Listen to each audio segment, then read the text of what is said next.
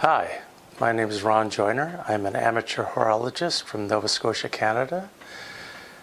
Back in December 2020, I got an email from a person in New Hampshire and asked me if I wanted to work on a clock that they had recently found. And I hesitated, but finally decided that I would enjoy the challenge.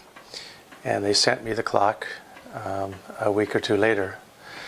So I've had the clock for about a month, maybe 5 weeks, and during that time I basically brought this clock back to life.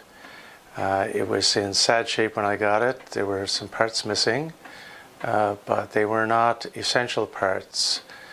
They were parts that I could easily source. I'll begin with the movement because that's the first thing I started with. The movement is the mechanical works inside or behind this dial face.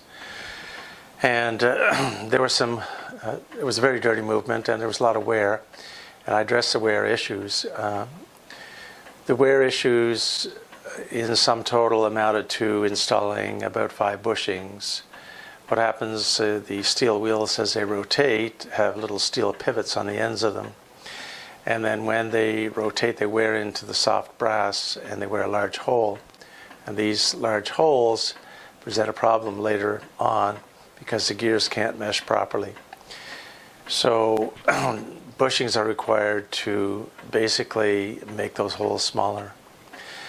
After the bushing work was done, it was a matter of testing the movement, and I don't have a proper way of testing 30-hour ogee, so I had to bring it back into the case to test, which I did for about a week or so. The movement was missing the pendulum leader, the pendulum itself, the suspension spring, which is part of the pendulum, and the verge and crutch. And it was also missing the weights. The weights didn't come with it. Pendulum bob didn't come with it. Might have mentioned that. Also, I did find the hour hand attached to the movement, but the minute hand was buried down here in the debris at the bottom of the case.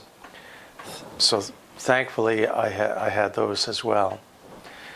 Dial face, of course, came with the clock. So after the movement was set up and weights were installed, there was new string installed for the weights as well. And so the testing phase went fairly well.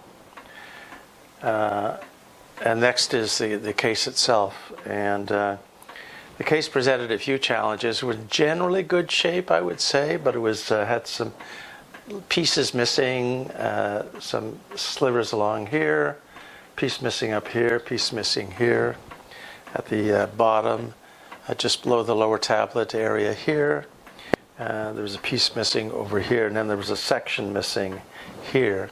So what I had to do is I had to go into my supply of old ogee veneer and then try to match the veneer to the case. And actually it turned out a little better than I thought in terms of this large piece right here. After that, the case was done. I concentrated on the dial itself. The dial still has that aged patina, but I did brighten up the numbers. I in-painted the numbers, and I did brighten up the spandrels. Spandrels have flowers, and I simply used what was faded underneath as my guide to make new flowers. And the clock is missing the lower tablet, which the customer has. And it would have been nice to have had it shipped with a tablet to see what the overall effect of it would be. However, this is ready to go in terms of movement's done, the case is done, mechanics are done. The only thing I have left is testing, and that'll take about 2 weeks. This is a 30-hour clock. It has to be wound every single day. I do like them. And back in the old days when people had these clocks 160, 170 years ago, this would have been the main clock in the house. Some of them had alarms. This one doesn't. And this would have been located in the central area of the house and perhaps a kitchen or a main living area. And the coil gong is actually quite loud. And well, I can demonstrate that.